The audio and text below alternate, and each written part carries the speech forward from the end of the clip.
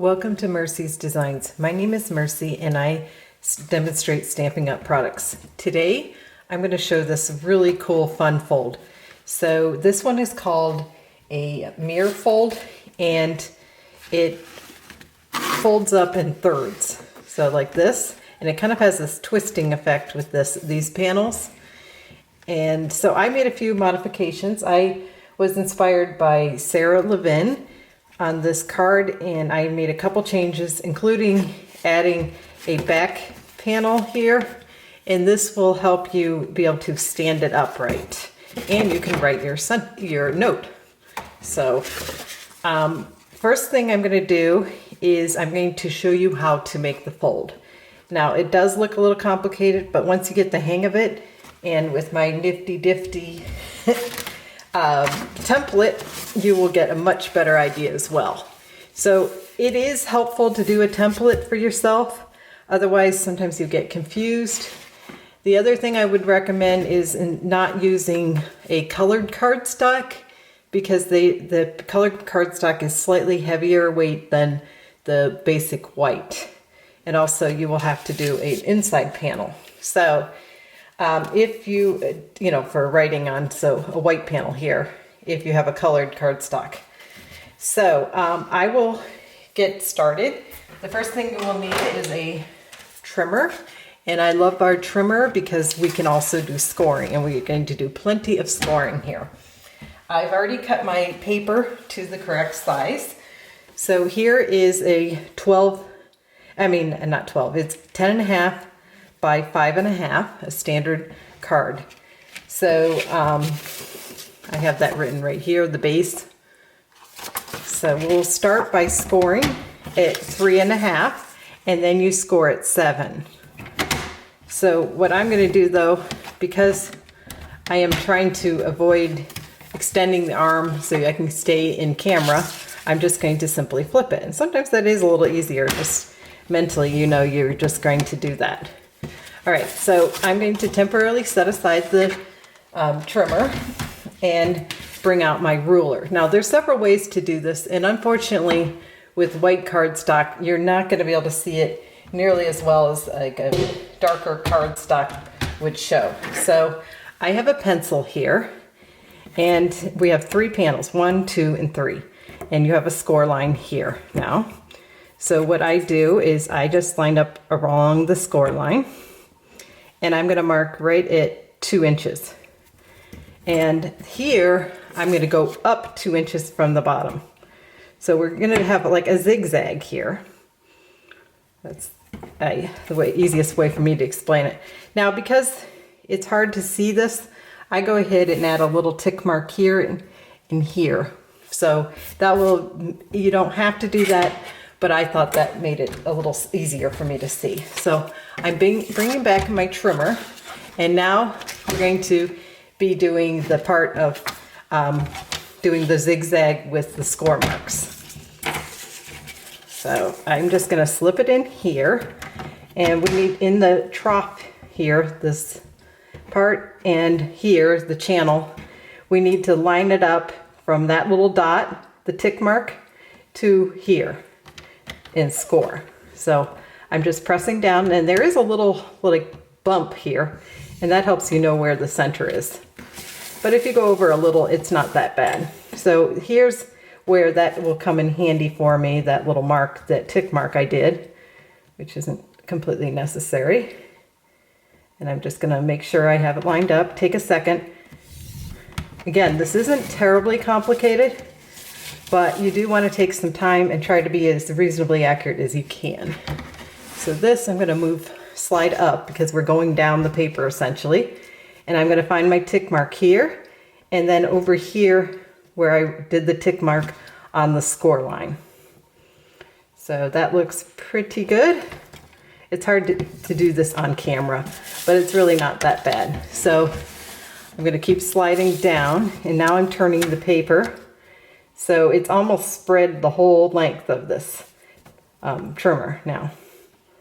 So I'm just lining up the point here, and my tick mark 2 inches up. So there we go. Okay, so now we have it scored. And of course you can't see it very well, but I'm gonna bring in my eraser now. And I think I can zoom in just a tad now that we got the scoring done. And I'm going to erase those little marks. They definitely help with white cardstock. Again, you can see it so much better on here where you're doing a colored cardstock. So we got our zigzags here and here. Okay, so I will next start my burnishing. So here I'm going to just make sure that this is lined up, and if I had to make any adjustments, I will. And this is a mountain fold. Now, if you get mixed up somehow, no worries, and you can just flip it and score the opposite direction. If you mess up any of this. So now we have, it's kind of like a zigzag again. This is the theme of the card, a zigzag. Okay, so this is going to become now the opposite of this, which is a valley fold. So I'm just starting to train it. Now, you want to be gentle with this process, but suddenly it will go right into place. So here I'm making sure that I'm getting it right closely lined up. So I'll just zoom in a little bit more so you can see that.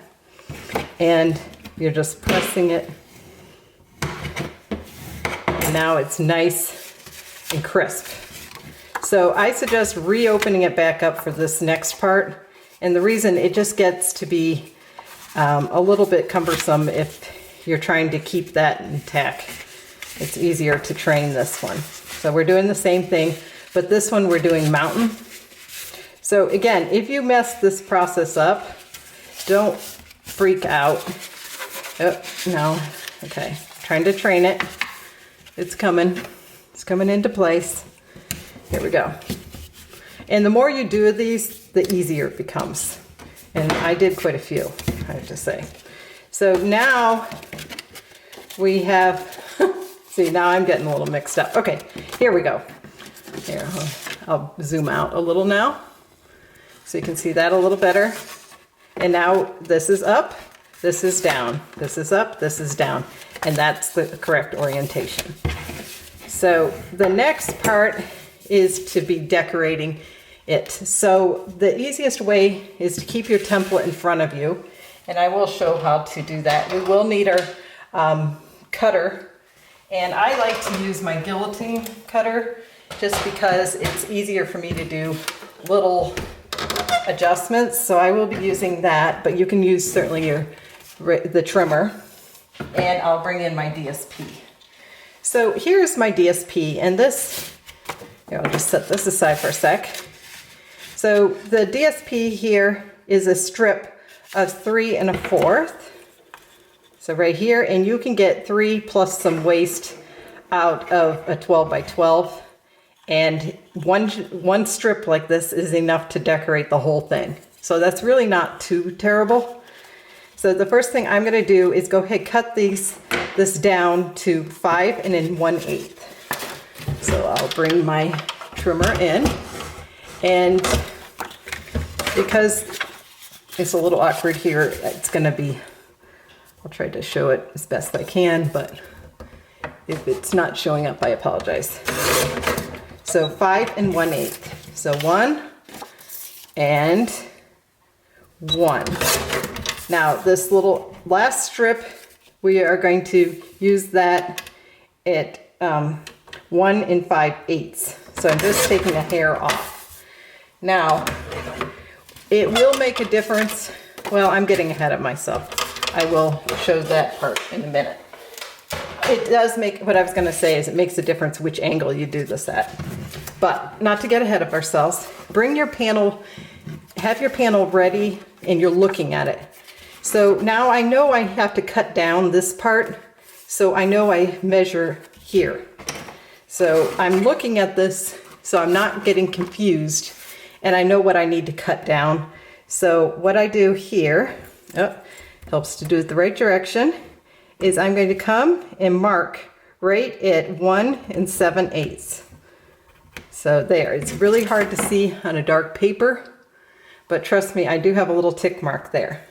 So that one will go here. And this one, we want to come up. I'm going to do this side since it's slightly lighter. And we want to cut down from this angle. So all I'm going to do here is bring my ruler in. And once again, the same measurement. It's 1 7/8. And then the final piece will be this one. So I'm going to bring in my trimmer now.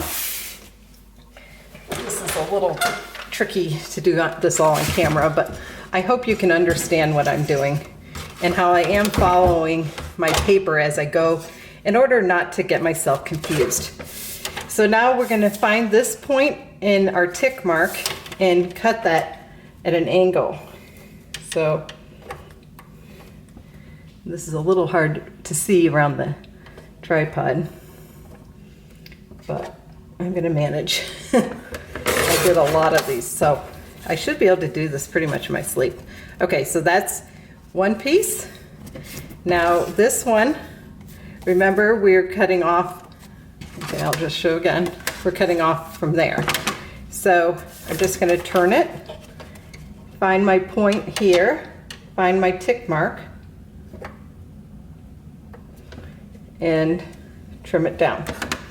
I think I missed the, it's a little hard to see again. Okay, so now I have these two pieces. And then finally, we have our one little piece. And the angle is very important, as I said. So I'm gonna go diagonally this way. Again, visuals are so helpful. If you don't do a visual, well, you're smarter than me or more clever, but I don't think there's any shame in having a template. And if you disagree, let me know. Okay, so now we have our two pieces. Now, I like to make a little adjustments if I find I cut it a little off, but you don't have to do that. One suggestion I do have is if you do this ahead of time, right on it, like center, if I can spell, top, and then you know that goes here, and center bottom.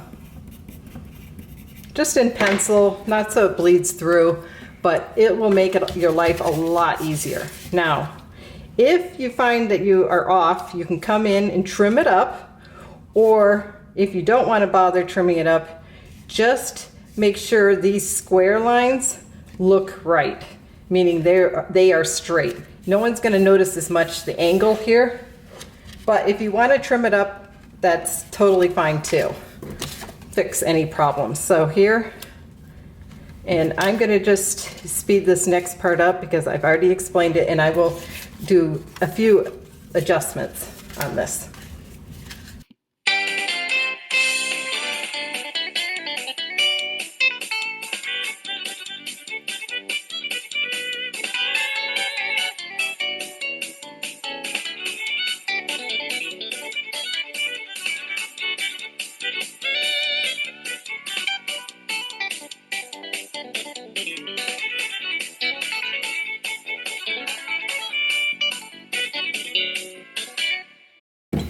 Okay, so you can see now it's all decorated, and I think it looks really cool, but here's the problem. If you do not put a back panel on, it just falls right over. So we will want to put a back panel on. Now, there's nothing tricky about that. However, you obviously don't want to get any glue in this area. So what I'm going to do, and I've already stamped and put a little piece of DSP, and then that just makes it nice to write a note. So instead of adding glue to this panel, just add it to here. And I trimmed this paper just slightly smaller than 3.5 by the 5.5. And the reason I did that is sometimes, I don't know, when you're making a fun fold and the turns, you definitely don't want it overlapping. So a hair under is not a bad plan. So I'm going to do this, and that way when I line this up, it's going to go straight down, and I will know that it will become now a square panel. So you can see I'm going to just leave a tiny gap over on this side, I decided, and I want to make sure, maybe I'll share it, that this bottom is going to be square, and it is. So that looks really good. So what's left is to color. And the coloring, I think this stamp set, I am using Blessings of Home and Honeybee Home. Now I'm using more of the sentiments from Honeybee Home, including the one bee here, and a die from here. So how I made the die cut, instead of just cutting it out of the pale papaya, I sponged over white, and I just think it makes more of an elegant color. It's less severe than just the cardstock, but that is totally optional. And I used Tasteful labels, and I also traced around the die of Tasteful labels, so you can see my marks here, and fussy cut that out so it has a nice little border. This is Garden Green. On my first one I used Soft Succulent, but I decided to go with Garden Green for this one. So I am going to go ahead and start coloring. I like to add a piece of paper. So I've already stamped this smaller image from the Blessings of Home. So this one. And it is a really beautiful image.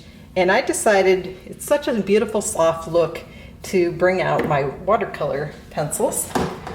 So I am going to be using those along with a blender pen, or these blender, yeah, I think they're called blender pens, and go ahead and color using that. So, but you can certainly use, you know, your blends or other ways to color it. So I will speed the next part up and start coloring my images.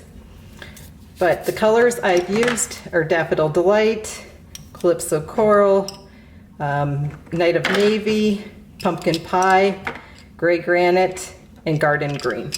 So sit back, enjoy, and I will start coloring.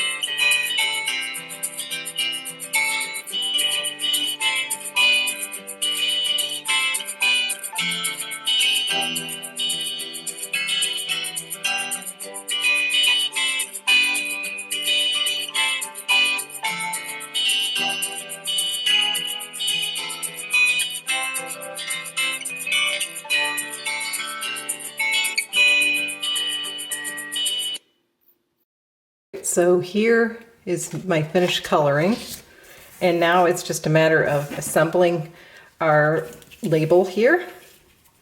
So the first thing I want to do is go ahead, add some glue to this one, and because it's being glued down, you don't have to add a ton to everywhere, just a few dabs here and there. So okay, less is more, remember that when you're gluing. And I'm just going to add that.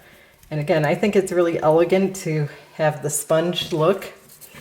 And then of course we want to add a few dimensionals to this, but I would skip the base, the stem, because right there we'll want to add, just trying to get in the corners here, we're going to add some ribbon. So I always just take off the backing of the dimensionals as I go. And I feel like that really speeds up the process. Sometimes it's not a good plan, but more often than not, I find that helpful. Okay, I'm gonna get a little on my bee and maybe even bring in one of these little ones. So he is well secured. That's a little, okay. All right, so now I am going to go ahead and add the flower. And I'm going to keep in mind where I want the bee eventually. Now, if you're concerned about having this secure enough, I would suggest going ahead and adding a glue dot after the fact. So I'm just going to have him like he's about to land. Yeah, I think that's pretty good. Okay, so the glue dot, I'm going to go ahead and bring in a glue dot and my pokey tool. If I can reach it. Sorry here. So I'm going to add that in, and then I use the crinkle ribbon. So here, let me grab one of these, and I'm just going to put it under here. So there we go. And my ribbon, I've already made the bow, but I just do a bunny tail bow, meaning I put the two loops and then knot it. So here we go. Just going to add it about so. And we now can bring our base back in and continue to decorate. So you could do it this way, or if you want to make it a little easier on yourself, just refold it flat. So here it is. And I used Smoky Slate here. And on my first card, I used Basic Gray. So just a few differences. I just thought, I kind of feel like with the darker paper, I wanted it lighter. So I'm just going to cut this apart. So have a perfect birthday. We're going to add lower. So this card, this sentiment is actually from the Blessings of Home. Yes, it is from Blessings of Home. So I'm just going to hold this in place so I know not to go too far, although you could put a little bit on the, I think that's straight. It's hard when you're doing a video to make sure things are straight, but that looks reasonable. Okay, so I'm gonna go ahead and add this piece. I just really enjoyed this fold, and I think it's a great fold to display, meaning it can stand up. It's kind of like a, I don't know, like one of those shutters, for privacy shutters that you can set up, almost like that. Okay, so here I'm going to add one small dimensional, and then it's going to just, okay, so my space on my camera ran out of, memory space, my card, so I am restarting this. So if you have a space here and you are using a colored cardstock and need a place to write a note, here are the dimensions to create this shape and how you cut it. So again, it's the 3 1/4 by 5 1/8, and then you're coming up here and you're cutting 1/7, 1/7, cutting down here to the point, and so forth. So it would fit right in here. But because it's white, we don't need to worry about that in my case. But I just wanted to point that out if you decide to use the colored cardstock, which I don't totally recommend because you want this, it gets very bulky, let's put it this way. So I kind of like doing this at an angle because it has an angle. And for my card, I'm not going to be writing anything here, most likely. It would be on the back. So here is where I would write my note. But whatever you prefer. So card number 1 is now complete. And the next one, I'm not going to show how to make the whole base again, because that is exactly the same. However, I will show about how I colored it. but I will bring this one in. You can see it looks very different when you use a darker wood grain. Oh, I forgot to mention this is the Tasteful, oh, I can't remember now. I will list it in the description below, the DSP that I used here. But it was the carryover one. In Good Taste it was called, that's it. So I think it's very cool. All right, so now we're going to focus on card number 2, which is this one. And this one is using the, excuse me, In the Moment stamp set. And I think it's just really cool. So here's the lady. And I also brought in the one sentiment, Relax Your Way here, mostly because I felt like the bigger stamp set wouldn't fit in very well. You could make it work, but I just like that, and it was sort of the same message. So then I stamped here, you're always good to others, be good to yourself too. And then on the back, I have sometimes the most productive thing you can do is relax, and that is part of the stamp set. So I actually used all the sentiments except for You're in My Thoughts. And the DSP is Playful Pattern. So I am going to show you how I stamped this. So this one, I'm going to show a little bit more of that and less of the how to assemble the card itself, because we already covered that. Okay, so here is my stamp. I used the Circle Shapes die set. So, and I used the number of blends, and I'll show you how I did that. And I did some paper piecing. I'm always saying piercing, and it's piecing. When am I ever going to learn that? Okay, so here we're just going to pop, I don't know, it's got a little smudge on there. We're going to pop that back in, and you can also pop one back in here, but we already have that one stamped, so I'm not going to bother with that, although I'm having trouble locating that. I have to go run and get that. Okay, so I'm inking it up over here. Sorry, that was a little off screen. And I'm going to go ahead and stamp that.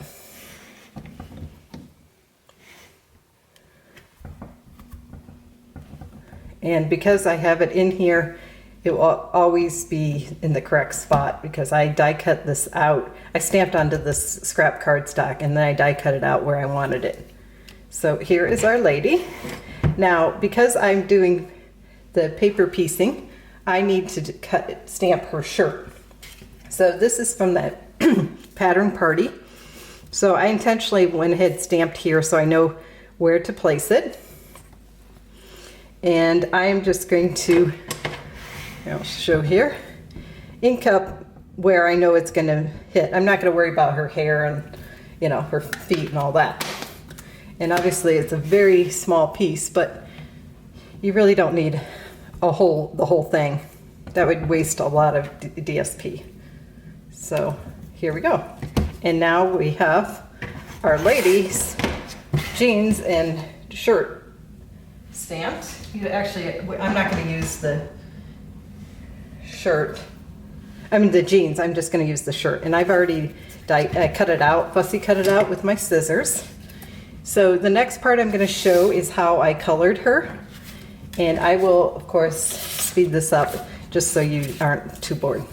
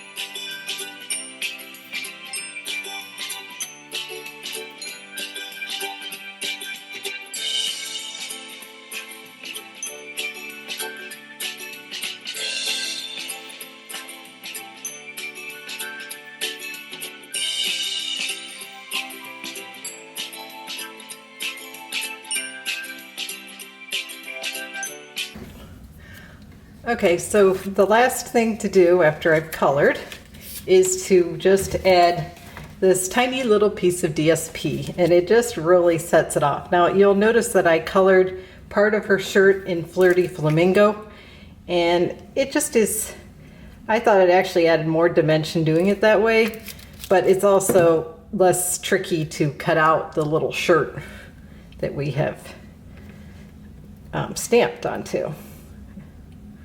So there it is. Isn't that so cool? I love paper piecing. It's like a little doll. All right, so now all you need to do is attach it to your scalped circle, and you add it to your card. And that is what it looks like. So I hope you enjoyed watching the coloring and it wasn't too boring. I will bring both cards back in now. And I did want to show, sorry about the mess on my table here, how it does stand up like this when you add that extra panel here, and it doesn't interfere at all. It's just like that. It doesn't take away from the card, and it's just so nice to be able to display a card, I think. So here's my other card, and they're, I think, pretty different, but the same, of course, the mirror fold design. I love doing fun folds. They're a little time consuming, but you just feel so accomplished, and it has a real wow factor when you give it to someone. So I hope you give this card a try. If you have any stamping needs, please email me at mewants3@gmail.com, and I'd be happy to help you place an order with the host code. If you have any other questions, you can email me. And also, thank you so much for watching. Happy stamping.